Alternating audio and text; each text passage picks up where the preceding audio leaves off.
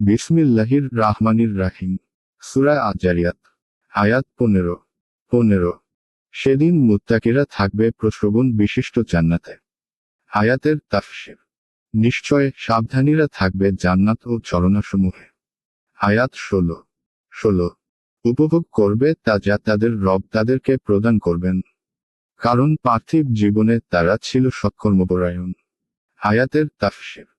গ্রহণ করে উপভোগ করবে তা যা তাদের প্রতিপালক তাদেরকে প্রদান করবেন, কারণ পার্থিব জীবনে তারা ছিল সৎকর্মপরায়ণ। আয়াত 17। তারা রাতের সামান্য অংশই অতিবাহিত করত নিদ্রায়। আয়াতের তাফসীর। তারা রাত্রির সামান্য অংশই নিদ্রায় অতিবাহিত করত। 1 এর অর্থ রাতে ঘুমানো। এ তাকিদ স্বরূপ ব্যবহার হয়েছে, অর্থাৎ তারা রাতে কম ঘুমাত। অর্থ হল সারা রাত ঘুমিয়ে এবং আমোদ প্রমোদে কাটাত না, বরং রাতের কিছু অংশ আল্লাহর স্মরণ ও তার সমীপে অনুনয় বিনয়ের মাধ্যমে অতিবাহিত করত। যেমন হাদিসেও কিয়ামুল লাইল তথা রাত জেগে ইবাদত করার তাকিদ এসেছে।